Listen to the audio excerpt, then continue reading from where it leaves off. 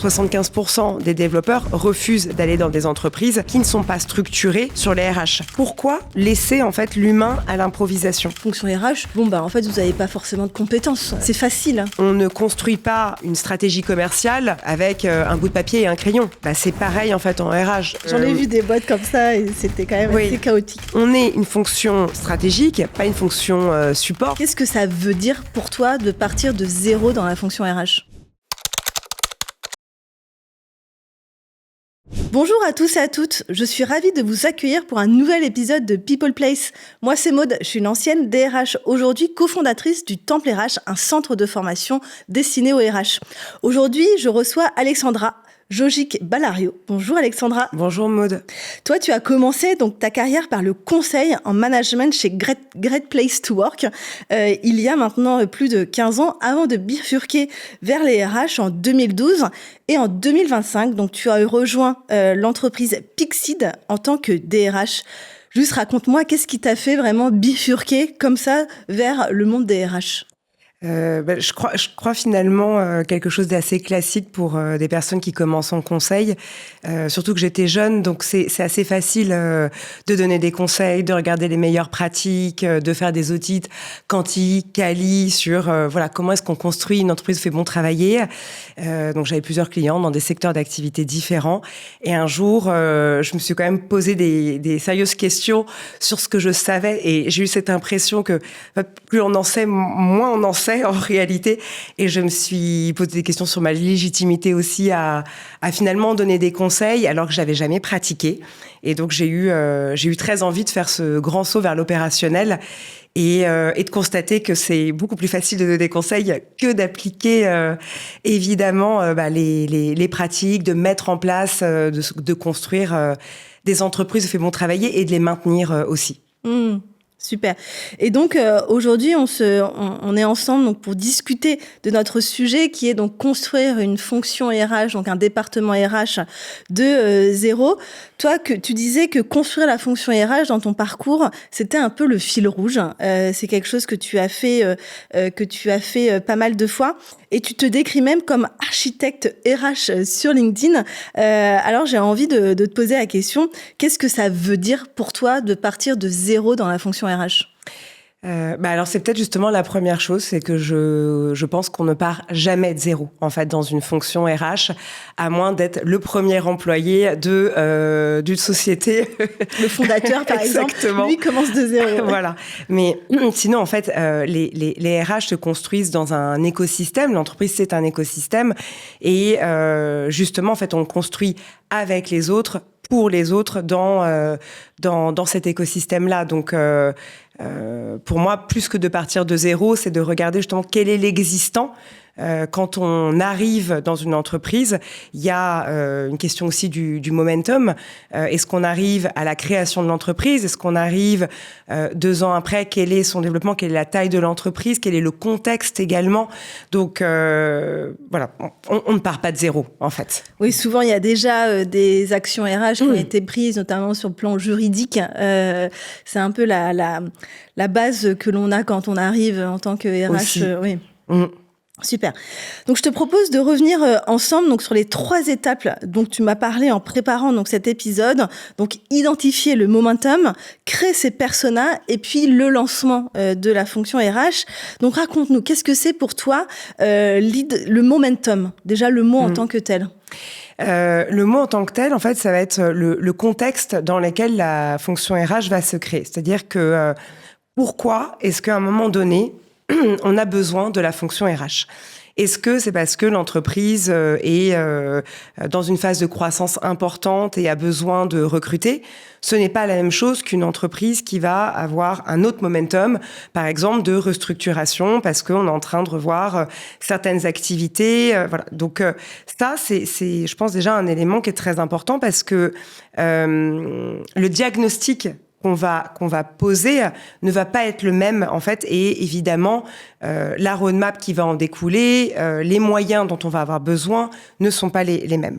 Donc pour moi c'est ça le momentum, c'est quel est le contexte en fait dans lequel on arrive.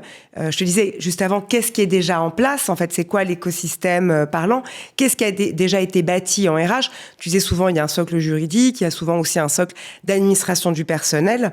Ça c'est voilà, ce sont effectivement des bases. Et puis après encore une fois de savoir où est-ce qu'en est l'entreprise, pourquoi en fait elle a vraiment besoin de bâtir cette fonction RH. Et donc pourquoi toi à ton avis certaines entreprises se construisent aussi sans RH1? Et ça, c'est une mode aussi qui nous vient pas mal des États-Unis, où on voit des entreprises où on veut plus de département RH. Alors, moi, c'est quelque chose qui m'interpelle quand même beaucoup parce que, en fait, aucune entreprise ne laisse à l'improviste ou à l'improvisation, en tout cas, ses sales, ses opérations, ses finances, etc. Pourquoi laisser, en fait, l'humain à l'improvisation ? Voilà, moi, c'est vraiment quelque chose qui m'interpelle. Et je ne pense pas que l'humain, qui est déjà quelque chose une matière qui est quand même très complexe, doive être laissé à l'improvisation, en fait. C'est justement parce qu'on se demande pourquoi, en fait, on veut donner une place à la performance, au développement des compétences, etc., qu'on doit se dire où est-ce que je place en fait mes ressources humaines dans l'entreprise, qu'est-ce que j'en fais. Après, tu parlais des États-Unis, en fait, il y a effectivement de plus en plus ce courant qui veut que ce sont beaucoup de DG qui incarnent en fait la fonction RH avec du HR bashing, donc qui consiste à dire que les RH est une fonction qui ne sert à rien, qu'on fait tout sauf de l'humain, etc. Peut-être que ça peut arriver, peut-être que c'est déjà arrivé, peut-être qu'il y a des RH désincarnés, peut-être. Mais il y a aussi en fait énormément d'exemples d'entreprises qui savent placer en fait les RH au cœur d'une stratégie. Si on a une direction générale qui sait incarner en fait cette place de l'humain et ce qu'on veut, c'est-à-dire se dire en fait qu'est-ce que je veux pour ma culture RH vraiment. En lien avec ma stratégie. Parce que finalement, la culture, c'est ce qui va rester quand il n'y a plus personne qui regarde. Quand on ne regarde pas vraiment la stratégie. On voit la culture de l'entreprise. Donc, si on a un DG qui dit, en fait, moi, je veux absolument de l'entrepreneuriat, mais que derrière le rideau, on n'a pas le droit à l'erreur, ça, pour moi, ça m'interpelle. Si, à l'inverse, on a un DG qui sait incarner cette fonction-là, qui sait mettre en place tout ce qu'il faut en cohérence avec sa stratégie et donc avec la culture derrière, c'est-à-dire je veux donc innover, mais je laisse le droit à l'erreur, j'ai un lab où les idées peuvent remonter, etc., etc. Pourquoi pas? Mais je pense que c'est une fonction qui doit être quand même structuré. Pour toi, c'est quoi les risques qu'il y a à ne pas avoir donc de fonction RH en entreprise dans ce cadre, ou de s'y mettre trop tard? Pour moi, alors il y en a plusieurs. Il y en a plusieurs des risques. Le premier, en fait, je pense qu'il est lié à la performance en réalité. C'est-à-dire que moi, j'ai une conviction que performance et en fait bientraitance peuvent tout à fait coexister. Et la performance, ça va passer par définir justement un cap, donc une stratégie, se dire comment est-ce qu'on va y aller ensemble. Et comment, en fait, je donne les moyens, comment j'outille à la fois mes managers et mes collaborateurs pour arriver à un objectif. Donc, il y a le pourquoi, il y a le quoi et il y a le comment, en fait, dans tout ce qui est outillage. Et des managers, en fait, ils peuvent pas être laissés seuls encore une fois, à l'improviste pour piloter des équipes. Donc, tout ça, pour moi, c'est défini en fait en fonction d'une culture, d'une valeur, enfin de valeurs d'entreprise, un socle de compétences. Aujourd'hui, on parle beaucoup justement des skill-based organizations, en fait, et donc c'est vraiment des entreprises qui fondent en fait leur développement sur les compétences. Et ça, c'est une vraie perspective, une vraie trajectoire de se dire où est-ce que j'en suis aujourd'hui? Où est-ce que je vais aller? En fait, c'est quoi mon objectif? Si mon objectif, c'est de faire plus 20 millions, en fait, dans 5 ans en termes de chiffre d'affaires, comment j'y vais, en fait, pour faire ça? Je vais avoir besoin, peut-être, de recruter beaucoup plus. Pour recruter beaucoup plus, je dois avoir des managers, par exemple, qui savent recruter. Est-ce que mes managers savent faire un entretien de recrutement? Est-ce qu'ils savent pitcher l'entreprise? Peut-être que mes sales savent mieux le faire que mes ops. Comment est-ce que je les forme en fait à ça? Est-ce que mes managers savent ce qu'est un biais cognitif dans le recrutement? Et comment je les outille aussi là-dessus?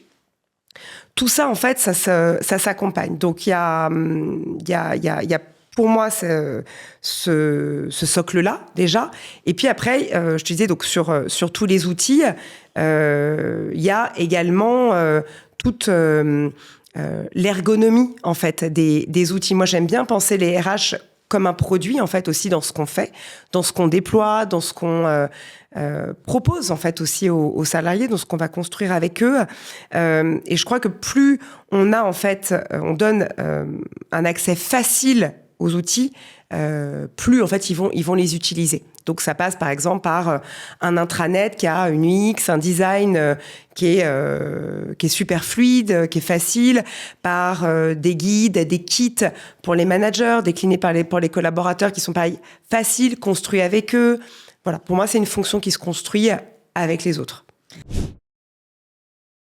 Est-ce qu'une entreprise peut fonctionner sans RH? Au tout début, peut-être, mais le droit du travail français impose des obligations dès qu'on a un salarié. Et rapidement, ça devient risqué si personne ne sait faire. Alors, on va différencier selon le seuil d'effectif. Premier salarié, on est dans les obligations de base. Le dirigeant peut s'en sortir seul, seulement s'il maîtrise les fondamentaux. Alors, les fondamentaux, on les connaît, c'est la convention collective, l'identifier, la lire, savoir l'appliquer sur ses dispositions principales. Si le dirigeant a rédigé sa DURP, son document unique d'évaluation des risques professionnels, qui est une obligation dès qu'on a un seul salarié. S'il sait suivre le temps de travail de ses salariés et qu'il a pu l'identifier, est-ce que j'ai mis mon salarié en 35 heures? Est-ce que je suis passé sur des mécanismes un peu différents, type forfait jour? S'il maîtrise les entretiens obligatoires, sachant que on a un nouvel entretien qui existe désormais, l'entretien de parcours professionnel, qui doit être organisé dans l'année de l'embauche, puis tous les 4 ans. Et puis, s'il maîtrise les écueils dans la rédaction d'un contrat de travail. Et je le dis parce que c'est souvent ici que les dirigeants improvisent et que les erreurs coûtent cher. Une rupture de contrat abusive, parce qu'on ne connaît pas la procédure ou qu'on l'a mal motivée. Des dates de période d'essai qui ne sont pas maîtrisées et qui sont dépassées. Des clauses de non-concurrence dans les contrats de travail qui ne sont pas levées au moment de la rupture et qui peuvent coûter très cher. Des heures supplémentaires qui sont faites par les salariés et qui ne sont pas payées. Ça arrive souvent, même dans les plus petites structures. Alors, quand on atteint le seuil de 11 salariés, là, ça commence à être un tournant pour les entreprises qui sont sans RH. Pourquoi est-ce que ce seuil de 11 salariés est critique? Parce que c'est la période où l'entreprise grandit et les obligations montent d'un cran. Déjà, des 11 salariés, on a une obligation qui est largement connue, c'est l'obligation d'organiser les élections du comité social et économique, le fameux CSE. Quand on n'organise pas d'élection du CSE, on prend le risque de ce qu'on appelle un délit d'entrave. C'est un délit pénal. Et le représentant légal de l'entreprise, donc son dirigeant, peut être condamné. Et puis, ça entraîne aussi un blocage dans des procédures de licenciement, notamment, qu'on ne pourra pas mener. Licenciement économique, le licenciement d'inaptitude. Quand on n'a pas organisé les élections de CSE, on se met en risque. Les risques explosent aussi dans les entreprises de 11 à 49 salariés avec un gros effet boule de neige parce qu'on a un salarié qui le réclame, mais s'il a gain de cause, les autres vont le réclamer aussi. Et sur les domaines qui sont concernés, on peut parler d'une gestion du temps de travail qui serait pas cadrée, une organisation de travail qui serait floue avec pas d'organigramme très claires, des conflits internes qui seraient pas adressés parce que le dirigeant n'aurait pas le temps, des incohérences dans les classifications, dans les salaires, avec des inégalités de traitement entre les salariés quand l'entreprise grossit, un absentéisme qui serait pas traité, une DERP qui serait pas mise à jour parce qu'on doit le mettre à jour tous les ans, et puis une surcharge de travail parce que dans les petites structures, parfois la charge de travail est pas toujours extrêmement bien répartie. Dans ces cas-là, c'est pas la loi qui devient plus lourde, c'est l'entreprise qui devient trop complexe pour être gérée à l'instant. Et pour ce seuil d'effectifs, à partir de 11 et jusqu'à, on va dire, un peu moins de 50 salariés, la très bonne pratique, c'est ou d'avoir un super ou une super office manager avec une sensibilité juridique et un budget pour se faire accompagner. Ou alors d'externaliser la fonction RH juridique à un membre externe de l'entreprise. Et puis ensuite, on a ce fameux seuil des 50 salariés. Et alors là, on ne peut plus improviser. Ce seuil, il impose à un RH le plus souvent, car les obligations, elles deviennent vraiment structurelles. On a un CSE avec de nouvelles obligations, avec des consultations obligatoires, avec la mise en place de ce qu'on appelle une BDESE, une base de données économiques, qui va collecter beaucoup d'informations qui vont être mises à disposition du CSE. On a l'obligation de mettre en place, quand on a des délégués syndicaux, des négociations annuelles obligatoires. On a la nécessité de publier un index d'égalité professionnelle femmes-hommes. On a une politique de rémunération qui doit être beaucoup plus structurée. Avec la loi sur la transparence salariale qui va arriver en 2026, on n'aura plus le choix que de traiter l'égalité de traitement avec une grande importance et sensibilité. On a une nécessité de mieux gérer les parcours, les promotions, la formation des salariés, leur évolution en interne. Et puis également, la nécessité d'avoir de la prévention sur tous les sujets de santé-sécurité. En plus de ces obligations, dans les structures qui grossissent, les salariés deviennent de plus en plus exigeants. Et c'est normal. Il y a moins de liens d'affect avec la direction de l'entreprise. Donc sans RH, l'entreprise, elle se met en risque immédiat. Un risque pénal, un risque social, un risque organisationnel. Et puis, on peut en parler aussi, la nécessité de pouvoir traiter tous les sujets autour de la diversité, de l'égalité, de l'inclusion. Alors, il n'y a pas nécessairement de personnes en interne, à part dans les grands groupes, pour vraiment gérer ces sujets de manière exclusive. Et de toute façon, ce n'est pas obligatoire légalement. Mais en revanche, tout ce qui va composer un plan diversité, égalité, inclusion, ça doit être traité. On parle de quoi ? On parle de la prévention du harcèlement, on parle qu'il soit d'ailleurs sexuel ou moral, on parle d'égalité professionnelle, on parle de non-discrimination et on parle des obligations qui sont liées par exemple à la gestion des handicaps, qu'ils soient visibles ou non. Et là, il faut un vrai cadre anti-discrimination et égalité professionnelle qui soit solide. Et pour ça, il y a 2 indispensables, quel que soit l'effectif de l'entreprise. 1, une procédure interne sur la gestion des harcèlements et la discrimination. Il doit y avoir un référent harcèlement dès qu'on a un CSE en place, qui doit être désigné, ça c'est important. Et puis, quel que soit le seuil, et même dans les plus petites structures, des engagements sur l'égalité professionnelle qui doivent être clairs et partagés. Et ça, la loi sur la transparence salariale, qui va être publiée bientôt, va permettre de la rendre beaucoup plus exigible. C'est intéressant ce que tu dis parce que souvent aussi dans les entreprises, il y a cette perception que les RH, c'est pas des compétences.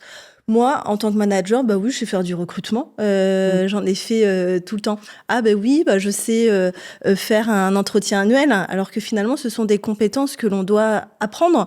Et il y a toujours cette perception où finalement, quand on travaille avec de l'humain, ben en fait, je sais déjà faire. T'as pas ressenti ça toi aussi dans des entreprises ? Si, et tu vois, pour moi, quelque chose que j'entends souvent aussi, c'est avec les RH, une des premières choses à faire, en fait, c'est vraiment de mettre en place des process qui vont être béton. Mais en fait, le process, c'est une des dernières briques qui vient avant de pourquoi est-ce que je veux faire quelque chose, comment, et ensuite je fais du process. Donc oui, c'est sûr que, encore une fois, ça ne s'improvise pas, en fait. Et c'est la seule fonction, finalement. On remettrait pas en cause, notamment, une stratégie commerciale ou une stratégie produit. Alors que, comme on travaille avec de l'humain, on remet en cause, et c'est très étrange comme perception, que les personnes en entreprise ont de cette fonction RH. Mais en fait, fonction RH, en fait, vous n'avez pas forcément de compétences. C'est facile. Oui. En fait, je crois que tout le monde a un avis, en fait, tout le monde a un avis sur sur les l'humain. RH. Ouais, c'est ça. Exactement. Ouais. Tout le monde a un avis sur l'humain, tout le monde a un avis sur les RH. Comme tu vois, tout le monde a un avis sur la communication aussi. Ça, je pense que c'est effectivement les deux fonctions sur lesquelles tout le monde a un avis. Et en fait, pourquoi pas? Et c'est là, en fait, où je pense que c'est aussi très important de se dire que le prérequis, quand même, en RH, c'est effectivement d'avoir des compétences. Alors, les RH, c'est très large. Je te parlais tout à l'heure, tu vois, de l'importance du diagnostic sur les RH. Quand on pose un diagnostic, il va être sur l'ensemble de la fonction, donc c'est-à-dire sur ce qu'on fait en termes de recrutement, ce qu'on fait en termes d'engagement, ce qu'on fait en termes de performance, ce qu'on fait en termes de relations sociales, etc. Déjà, sur ces quatre missions que je viens de citer, tu vois, l'éventail, il est très large. C'est très rare d'avoir une RH ou une DRH qui va être experte sur ces quatre-là. On a tout un prisme, en fait. Donc, voilà, il faut avoir, je pense, un prérequis quand même solide, une certaine base. Est-ce qu'elle est juridique? Est-ce qu'elle est en talent development? Est-ce qu'elle est en recrutement? Ça, c'est aussi en fonction justement de ce momentum d'entreprise que ça peut aussi être déterminé et de la croissance. Et ensuite, je pense que c'est très important d'être en lien toujours avec les managers et d'expliquer en fait pourquoi on fait quelque chose. Je pense que la légitimité RH est moins remise en cause quand on sait expliquer en fait pourquoi et que nos collaborateurs voient l'impact de ce qu'on peut faire. Je vais prendre un exemple. Quand on construit par exemple un référentiel de compétences avec des soft skills, des hard skills, que ce référentiel de compétences, il va servir pour les entretiens annuels, que sur les entretiens annuels, on va construire avec un SIRH la solution qui va être mise en place et utilisée par tous les managers, tous les collaborateurs, qu'on construit les kits également dont je te parlais, tu vois, un kit comment bien mener, comment bien préparer déjà son entretien, comment bien mener son entretien, à quoi ça sert. Un entretien fait une seule fois, ça ne sert à rien. Comment est-ce que je le suis toute l'année derrière? C'est quoi les outils que j'ai à ma disposition? En fait, je pense que quand on fait ça, les managers, les collaborateurs voient l'utilité et remettent beaucoup moins en cause la compétence RH. Ouais. Voilà. Très clair.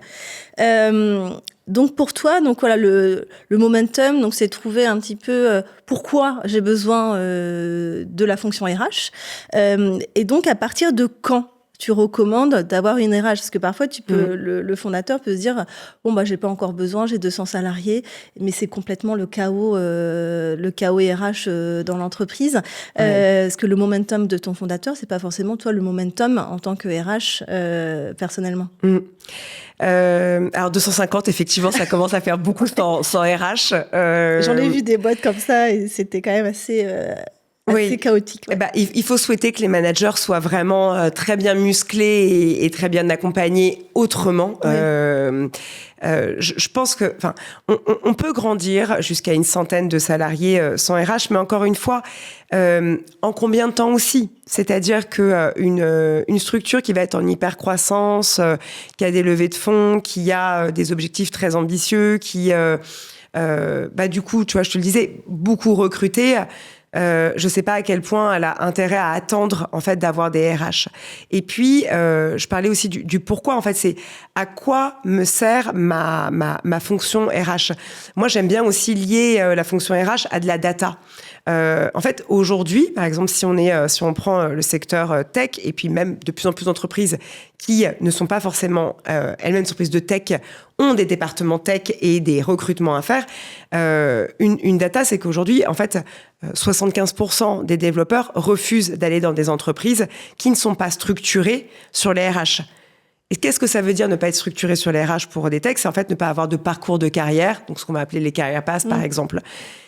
Ça, en fait, pour moi, c'est une vraie donnée à avoir en tête pour tout fondateur, pour tout dirigeant et collaborateur et manager qui rejoignent ces entreprises-là, en fait, parce que elles vont avoir besoin, en fait, très tôt de RH.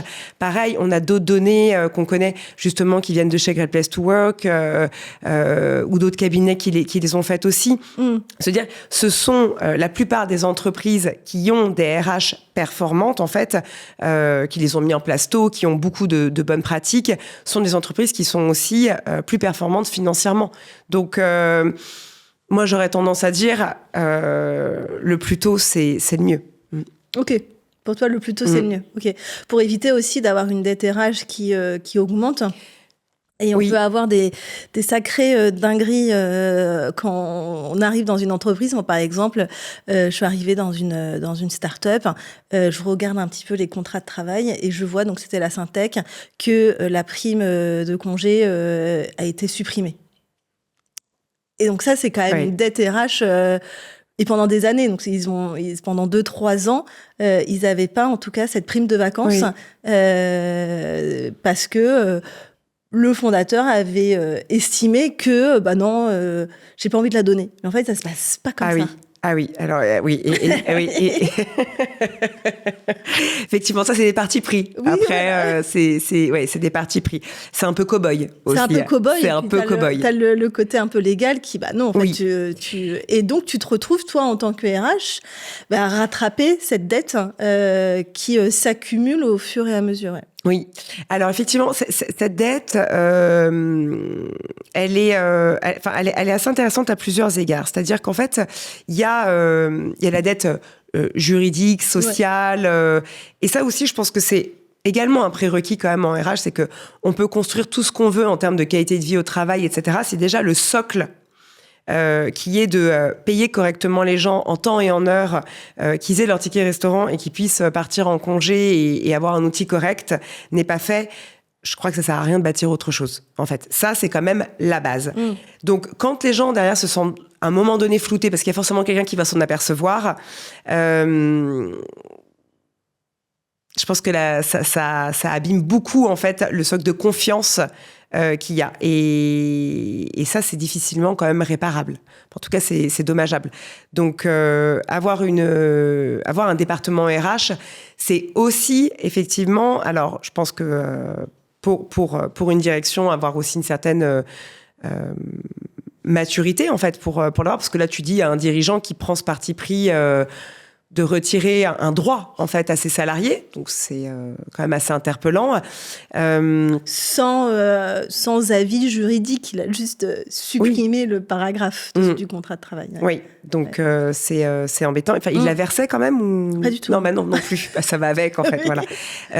Donc, c'est sûr que c'est aussi garantir que les choses soient faites correctement. Tu vois, je te disais tout à l'heure, moi, j'ai cette conviction que on peut être performant, avoir une culture du résultat, et une entreprise, c'est là pour être profitable, en fait, avoir une culture du résultat, tout en étant bien traitant. La bien-traitance, ça commence déjà par respecter la loi, en fait. Merci, ouais. Très clair. Et juste pour finir donc sur cette partie momentum, donc comment tu poses le diagnostic, peut-être pour un dirigeant d'entreprise où il se dit bon là c'est maintenant, j'ai besoin d'une fonction RH. À quel moment, quelques conseils tu pourrais en tout cas partager aujourd'hui? En fait, c'est sûr que je pense que pour un dirigeant, c'est aussi vraiment faire confiance, parce que c'est déléguer beaucoup de choses. Comme je te disais, tu vois, le scope, il est très large, en fait, des RH. Ça va du recrutement à l'engagement, à la gestion de la performance, aux relations sociales, etc. Donc, pour un dirigeant aussi, je pense que c'est de se dire, en fait, où est-ce qu'il veut être, lui, de quoi il peut s'occuper et de quoi il peut plus s'occuper non plus, en fait, qui a vraiment besoin d'être délégué. Professionnaliser, en fait, les RH, c'est justement, comme tu le disais aussi, reconnaître que c'est une vraie compétence. Si on est à un moment donné où on est en croissance, pour moi, c'est quand même deux moments qui sont quand même très structurants. En croissance, ou dans une phase d'internationalisation, ou dans une phase où on se réorganise aussi, je pense que c'est quand même très, très important, parce que on va devoir mettre en place on va devoir mettre en place plusieurs choses, donc que je te citais tout à l'heure, qui vont passer par de l'accompagnement aussi des managers, et se dire, voilà, pourquoi, en fait, j'ai besoin de mes RH. C'est la question que tu me poses, en fait, c'est j'en ai besoin parce que j'ai besoin de professionnaliser cette fonction et que les choses soient très bien faites. Encore une fois, on a un directeur commercial, on a un directeur des opérations parce qu'on veut avoir une excellence commerciale, on veut avoir une excellence des opérations, on veut avoir une excellence marketing, on veut avoir une excellence en matière de ressources humaines aussi. Donc ça, c'est un premier point. Qu'est-ce que je veux en faire, en fait, vraiment en termes de culture aussi, où est-ce que je veux placer la performance? Ensuite, je pense que c'est de se dire, c'est quoi un peu les principes aussi que je veux avoir. Et ces principes-là, ils sont aussi très structurants, de dire, c'est quoi les rôles et responsabilités clés que je veux avoir. Je te disais, tu vois, à l'instant, voilà, en tant que dirigeant, je peux pas être certainement partout. C'est quoi vraiment mon positionnement? Où est-ce que je positionne les autres membres de mon CODIR? Et comment je positionne mes managers? C'est quoi vraiment leur fonction? C'est quoi leur responsabilité? Et puis, je reviens beaucoup là-dessus, mais c'est très important. Comment je les outille, comment je les forme, en fait, mes managers. Enfin, voilà, si on veut avoir des gens excellents, il faut, en fait, les former et les former bien. Et former bien, ça ne veut pas dire être assis et puis écouter de la théorie. C'est comment je pratique. Comment je pratique de faire du feedback, un feedback qui est difficile. Comment je pratique de fixer un objectif. Ça veut dire quoi, en fait, fixer un objectif? Comment je le suis dans le temps, etc. Ça, et puis derrière, je pense que c'est finalement peu de process, mais bien faits. Pareil, les process qui sont indispensables et simples. Un process sur le recrutement, un process sur la définition des objectifs. Voilà. Et de l'autre côté, pour une RH ou un RH, pour comprendre à quel moment elle arrive dans l'entreprise, parce que bon, il y a toujours, on va dire parfois une face cachée. On ne dit pas forcément tout en entretien. Comment une RH ou un RH peut s'assurer qu'elle arrive dans une entreprise où elle soulève pas le tapis et il y a plein de couleuvres qui sont là. Oui, c'est en fait, je pense qu'on a quand même tous plus ou moins un certain instinct. Alors, il y a des personnes qui raisonnent plus avec la raison, d'autres plus avec l'instinct. Moi, je crois que d'arriver à trouver le bon équilibre entre les deux est important et d'écouter les signaux faibles et les signaux forts, en fait, en entretien. Ce serait quoi, par exemple, un signal faible? Un signal faible. Un signal faible, oui. Ouais, un signal faible, ça serait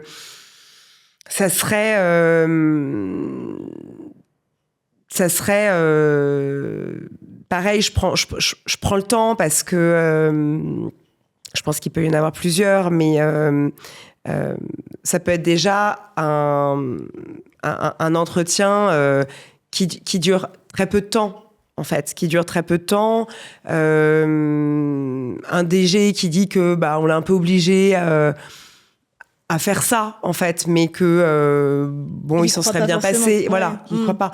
Mais comprendre pourquoi, en fait. Pourquoi? Parce que c'est OK de se laisser convaincre, en fait, aussi. Ça peut être de se dire, voilà, vous allez être seul. Ça peut être vraiment... Vous allez être seul, on n'a vraiment pas de budget. Signal faible. Ouais. C'est un signal faible, en fait. Encore une fois, on ne construit pas une stratégie commerciale avec un bout de papier et un crayon. On construit pas une stratégie marketing sans être sur les réseaux aujourd'hui. C'est pareil, en fait, en RH. Se dire de quoi je vais avoir besoin, qu'est-ce que je vais avoir à ma disposition. Ça, pour moi, ça peut être un signal faible. Ou au contraire, se dire en entretien, moi, je vais avoir besoin de ça pour construire ma fonction RH.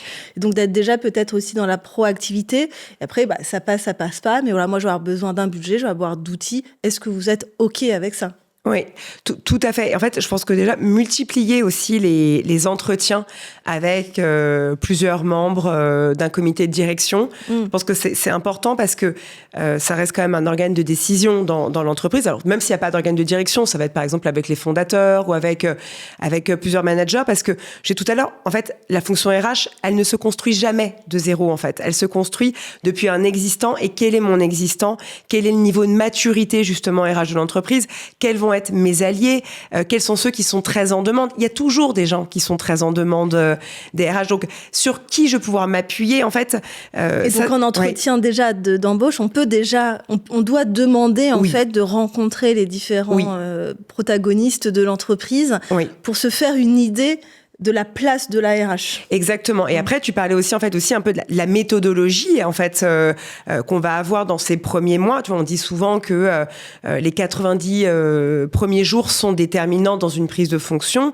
Moi, j'y crois beaucoup, en tout cas aussi à ces 3 premiers mois. Et j'ai souvent accompagné des premiers managers aussi dans ces 90 premiers jours. Et en fait, là-dessus aussi, c'est de partager en fait avec un DG, avec un fondateur, la méthodologie. En fait, moi, ma manière de faire, ce que je vous propose pour mettre en place une équipe, un département, ça va être de poser un diagnostic sur l'ensemble de la fonction RH, de la détailler.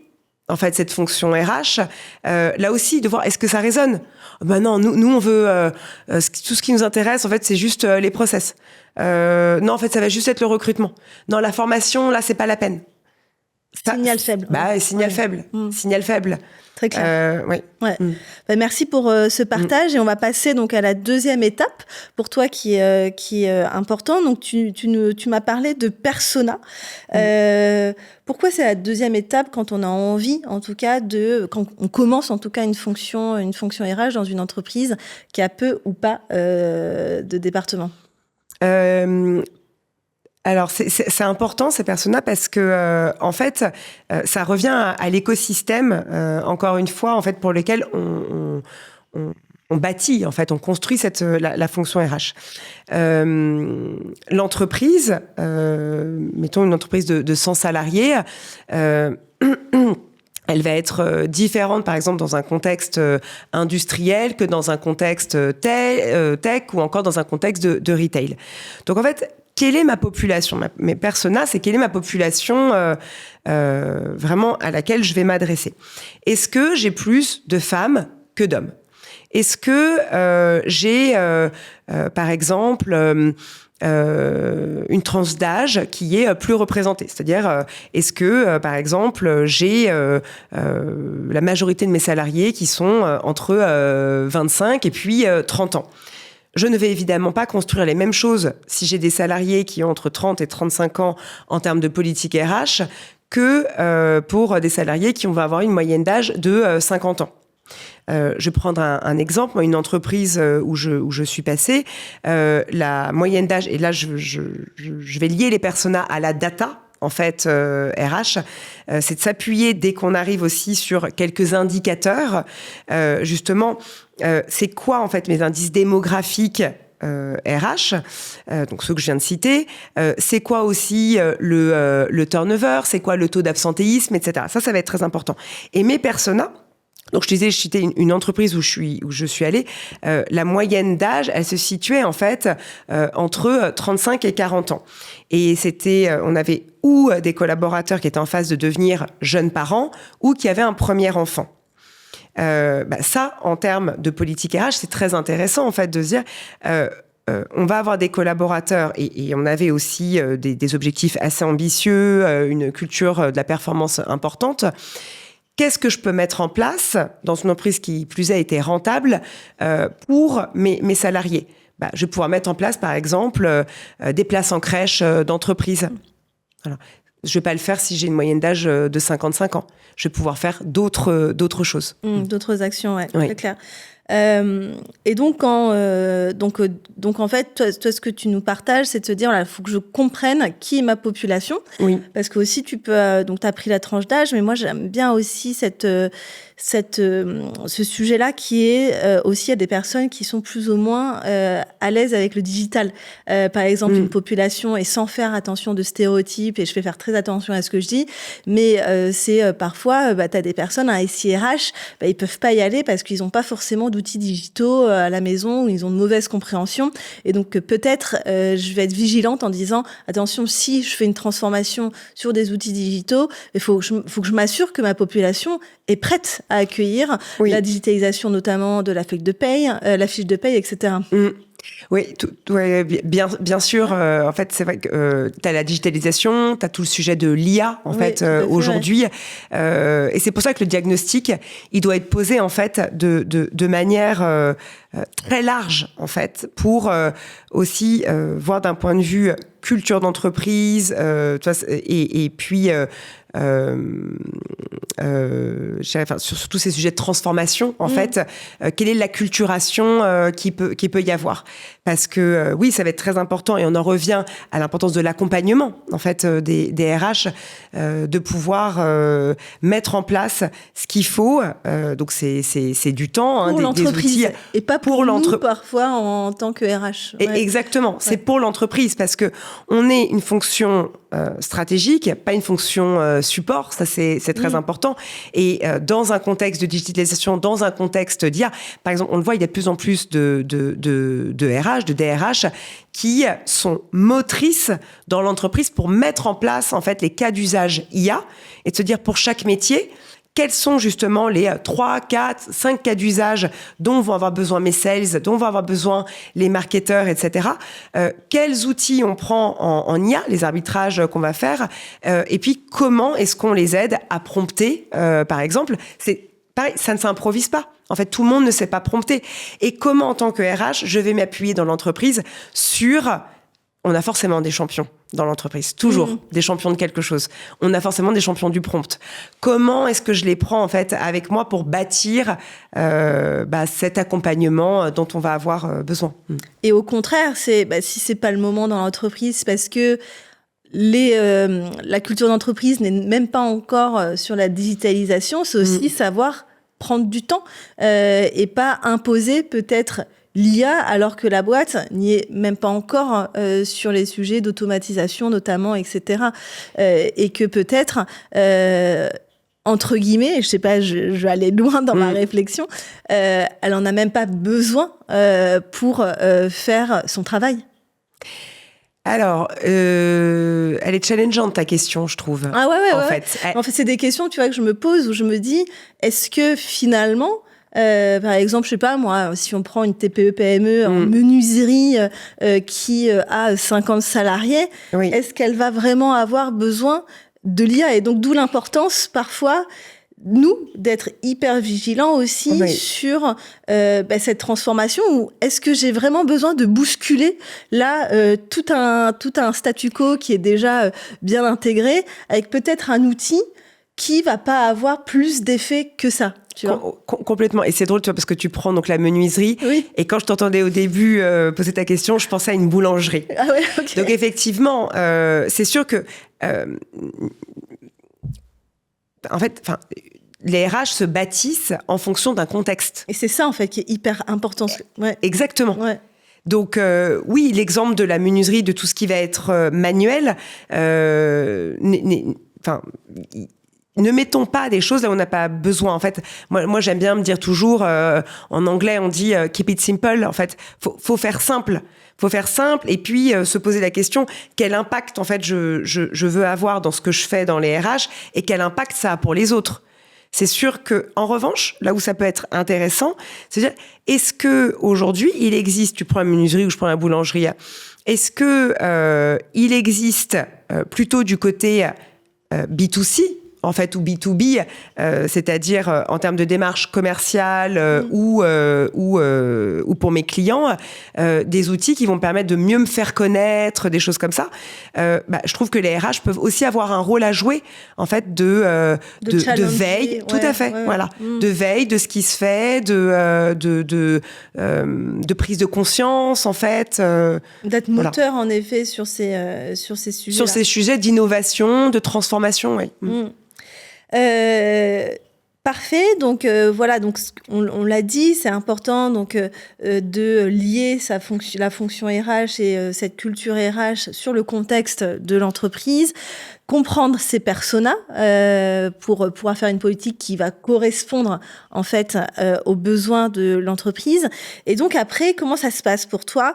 Comment tu installes cette fonction RH? Comment tu vas définir les rôles RH?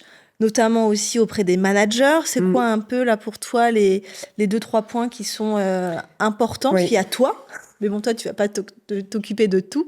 C'est comment créer cet écosystème RH autour de toi. Exactement ça. Une DRH ne peut pas et ne doit pas surtout s'occuper de tout. Mais tu vois, en fait, là, j'en reviens aussi au contexte, c'est-à-dire que le travail qu'on fait avec des fondateurs, avec des dirigeants, il est extrêmement important parce que la feuille de route va en découler et tu vois, enfin, je reparlais de la culture tout à l'heure. Enfin voilà, pour moi, c'est même plus qu'un binôme, en fait. C'est quelle place on a et quel est le sponsorship, en fait, qu'on a de la part d'une direction générale, d'un CODIR, voilà. Ça va être déterminant. C'est-à-dire que dans les moments forts d'entreprise qui peuvent s'appeler des séminaires, des All-Hands, tout ça, comment est placée, en fait, la RH ? Comment est-ce qu'un dirigeant, un fondateur en parle déjà ? Parce que déjà de ça va découler beaucoup de choses que vont s'approprier les salariés dedans. Si on ne parle jamais en fait de ce qui est fait en ressources humaines, de ce qui est à venir, de l'ambition, de la vision qu'on a, y a peu de chances en fait que les salariés y laissent de la place. Alors que au contraire, si déjà dans ces moments forts, on se dit voilà, aujourd'hui on veut développer de plus en plus notre marque employeur. Pour développer notre marque employeur, on s'est doté, voilà, on construit un département RH certes, mais on va interroger plusieurs d'entre vous pour savoir pour vous qu'est-ce qui fait vraiment la culture de l'entreprise, qu'est-ce que vous voulez mettre en place, de quoi vous êtes fiers, et puis on va vous accompagner, etc. Voilà. Si on explique déjà tout ça dans des moments forts, en fait, on acculture toute l'entreprise, manager y compris et salariés, donc à la place des RH. Et faire de la place, donc moi c'est mon premier point, c'est très important. Parce que ensuite on a tous moi j'appelle ça souvent la time matrix, en fait, tous des time matrix remplis. C'est-à-dire que si on a un drive fort, et j'aime bien les dimensions entrepreneuriales qu'on peut avoir dans nos jobs à tous, on sait à peu près tous normalement ce qu'on doit faire dans notre job, qui remplit 100% de la journée. Ça, en fait, c'est la même place pour moi qu'on donne au RH. C'est-à-dire que si on se dit tous dans l'entreprise, on va mettre en place un projet qui est important, qui est, par exemple, mettre en place des entretiens qui sont trimestriels. On veut arrêter des entretiens annuels, on veut faire des entretiens trimestriels. Ce n'est pas du magic time, en fait. Ça n'existe pas de le faire en magic time. Donc, ça va être se dire, pendant un trimestre, les managers, on va prendre, en fait, 10% du temps de chacun pour mettre en place, en fait, ces outils. Et après, donc ça, évidemment, c'est évidemment au RH de proposer ces manières de faire, mais ça doit aussi être incarné, en fait, par tous les dirigeants, membres de CODIR, qui vont relayer également ces messages auprès des équipes.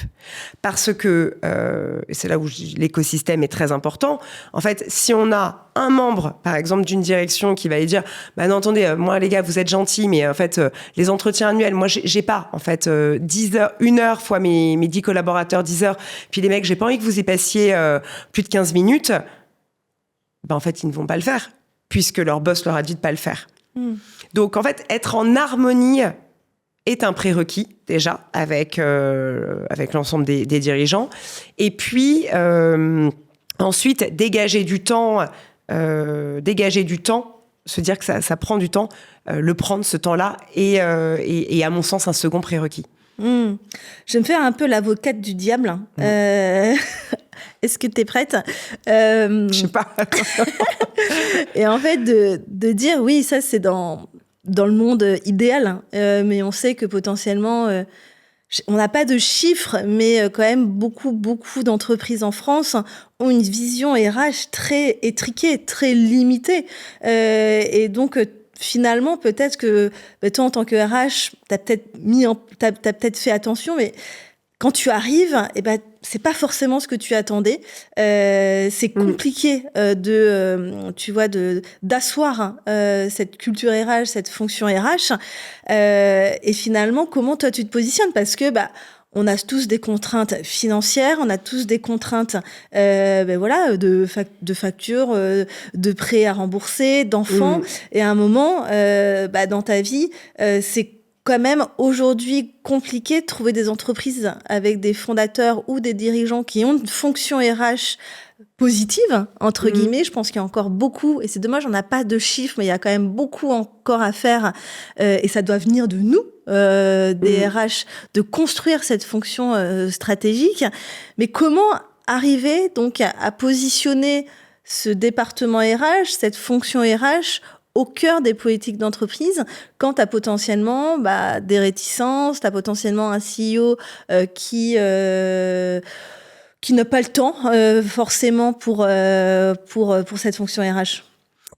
Alors tu te fais l'avocat du diable. Moi, du coup, je vais rentrer dans le jeu en fait. Bien aussi. Mais peut-être il y a peut-être deux choses. C'est vrai, on n'a pas toujours le choix. On n'a pas toujours le choix. Et puis, quand on reste aussi longtemps dans une fonction RH, les momentum dont je parlais, ils peuvent aussi évoluer et changer. On peut être dans une phase de croissance et puis dans des phases plus difficiles de réorganisation derrière. C'est souvent des cycles. Voilà.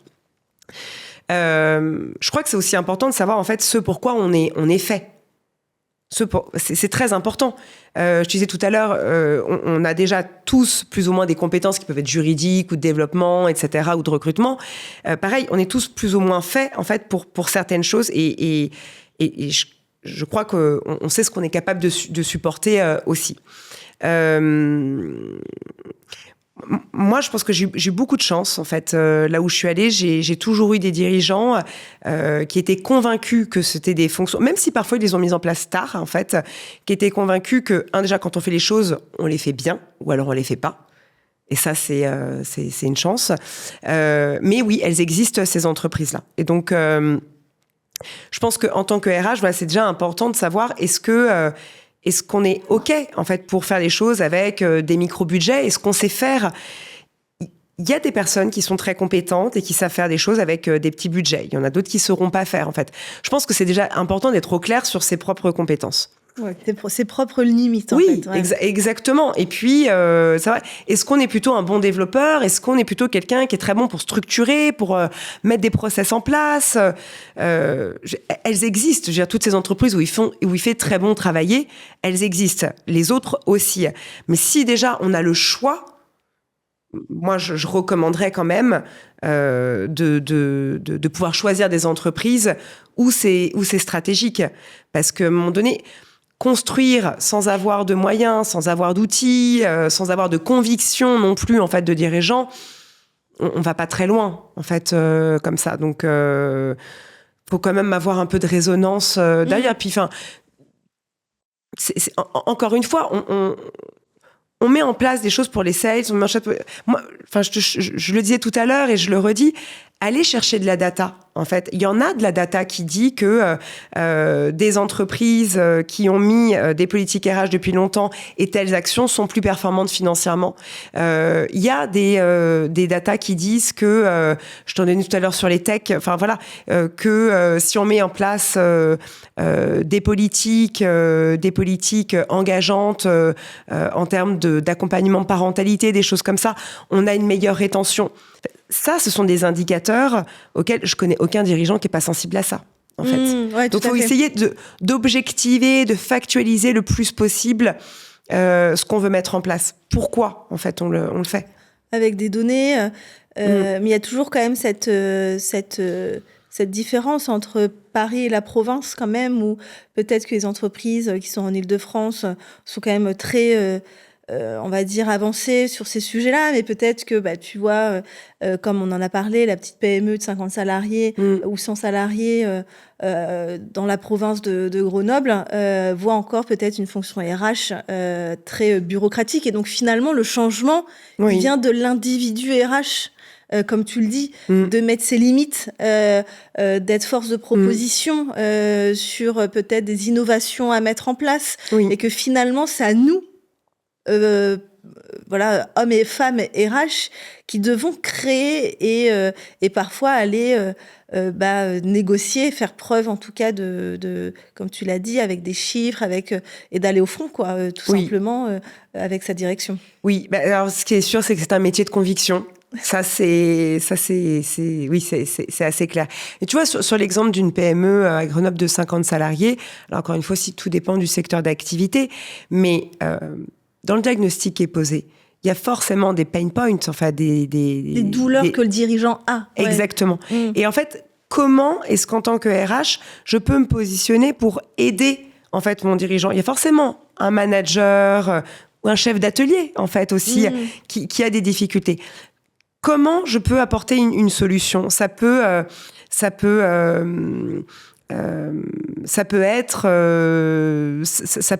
tu vois, je réfléchis en même temps que je te parle là. Ça peut être sur la formation, ça peut être le développement des compétences d'aujourd'hui et de demain. Il y a plein de choses, ouais. Il y a plein de choses, exactement. Et il faut aller chercher là où ils ou elles ont besoin d'aide sur la partie RH. Exactement. Okay. Et je pense le faire petit à petit, être OK avec les petites victoires.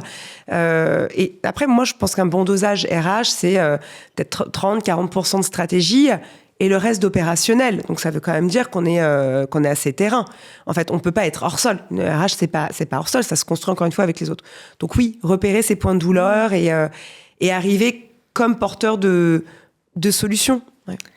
Et donc, la troisième étape pour donc construire cette fonction RH de zéro, même si tu nous partages que c'est pas forcément le cas, c'est la roadmap.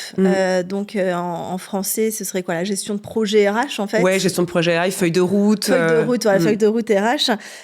Donc, une fois que tu as posé le diagnostic, une fois que tu as défini et compris qui sont tes personas internes, que tu as convaincu ta direction, bon là quand même, tu as fait quand même un sacré bon travail, comment tu te lances finalement dans le déroulement du projet RH?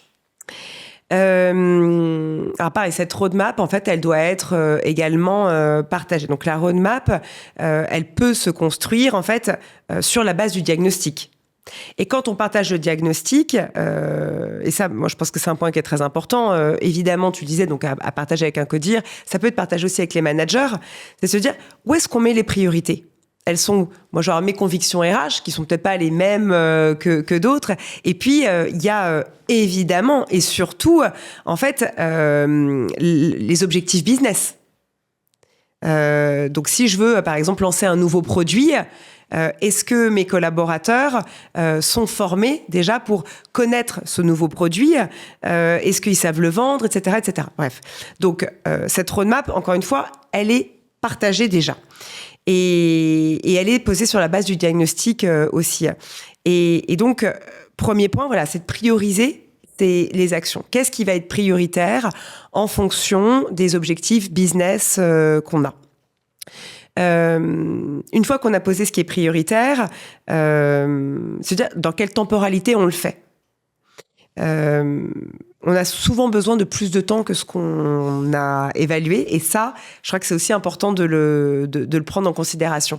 Et c'est là où aussi, quand on professionnalise en fait la fonction RH, on conduit en fait un projet comme on conduit un projet en sales, en marketing, en produit, etc. Donc ça veut dire en vraiment décortiquant toutes les étapes dont on va avoir besoin, en se disant en fait quelles sont les parties prenantes en fait dans l'entreprise ou externes dont je vais avoir besoin. Et je parlais de la time matrix, c'est prévenir en fait aussi. Voilà, là dans 2 trimestres, on va travailler ensemble sur la construction d'une formation qui est sur les essentiels RH juridiques pour outiller nos managers sur développer des choses. Je vais avoir besoin de vous pour connaître vos cas, etc., etc. C'est de le faire et de le faire sur le long terme.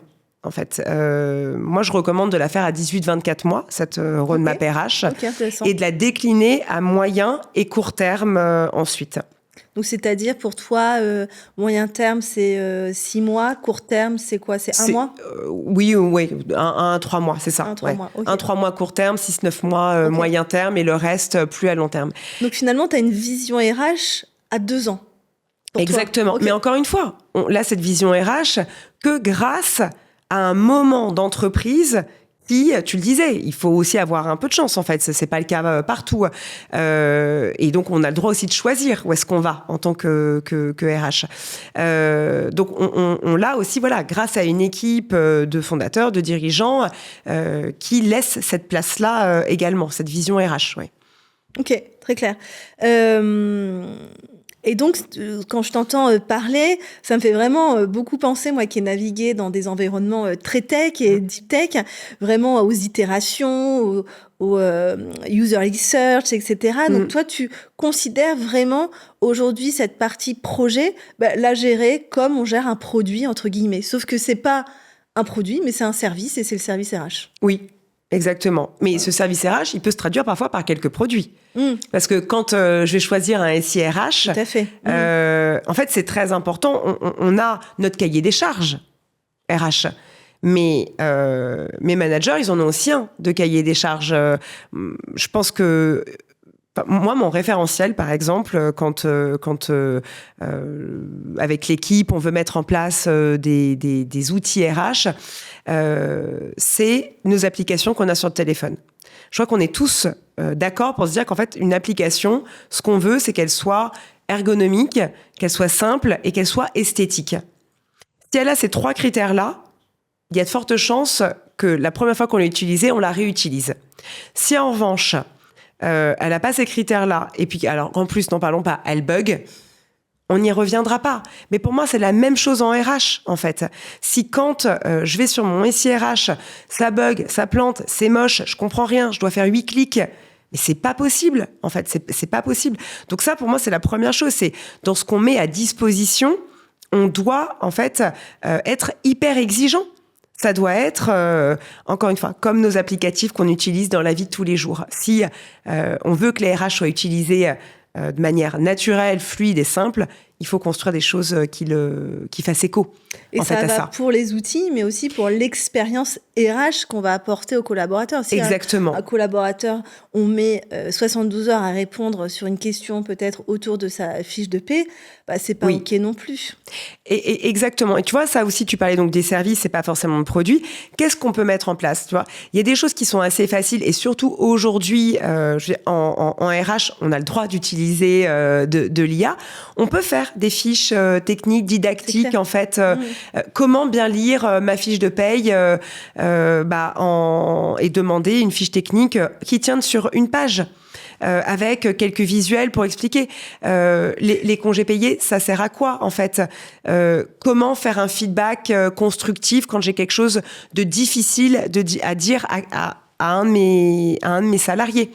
Tout ça, ça peut s'accompagner, en fait. Et c'est hyper excitant. Je trouve qu'on vit aujourd'hui dans cette époque où on a quand même des choses à disposition pour nous aussi nous faciliter la vie, qui a peut-être 30-40 ans, où ils étaient avec leur machine à écrire, etc.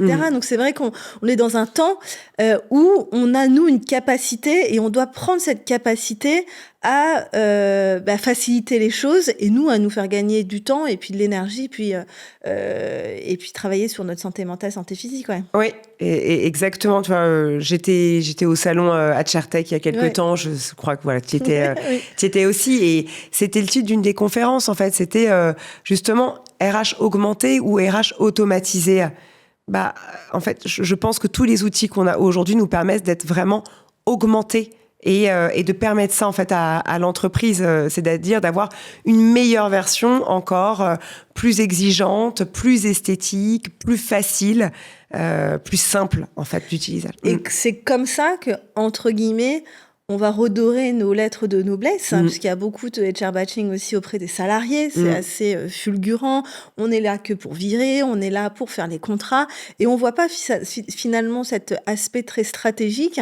Et si ça doit venir d'une personne, ça doit aussi venir de nous. Donc c'est à nous aussi de prendre ces sujets-là pour délivrer en effet une expérience RH impeccable dans les entreprises. Oui, exactement. On a une responsabilité. Et alors après, tu vois, sur la HR bashing, oui, il y en a beaucoup. On est la fonction sur laquelle il y en a le plus. Après, moi, je me dis aussi, je pense qu'on peut se concentrer sur tout ce qu'il y a de bien. C'est-à-dire que il y a une stat qui dit que même dans les meilleures entreprises qui sont plébiscitées à 95% par leurs salariés, qui vont dire que tout se passe très bien, tant sur la crédibilité de leur management que sur le respect, l'équité, la fiabilité, la qualité, il y a toujours 5% de personnes qui ne sont pas contentes. Toujours. De détracteurs. Exactement. On a 5% de détracteurs. Donc, on n'a pas parlé non plus du INPS, mais voilà, c'est des choses dont on pourrait aussi parler. Mais il y a 5% de détracteurs. On a tendance, et ça c'est pas qu'en RH, à faire un focus quand on a un groupe de travail ou en entreprise, de dire ok, je vais essayer de régler les choses avec la personne qui va pas ou qui détracte. Bah en fait, moi je dis non. En fait, c'est pas là où il faut aller. Il faut s'occuper des 95% qui sont satisfaits, qui ont envie. Faut pas perdre d'énergie en fait sur les gens qui sont pas contents. En entreprise. Non, voilà.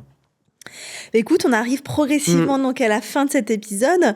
Et donc, avant de finir, j'ai une question. Donc, pour toi, à quoi ressemblera la RH du futur, genre en 2030, 2035, si on s'imagine, ouais. On y est bientôt. Hein. On y est bientôt, c'est vrai. Ah, on y est bientôt. On parlait des RH augmentés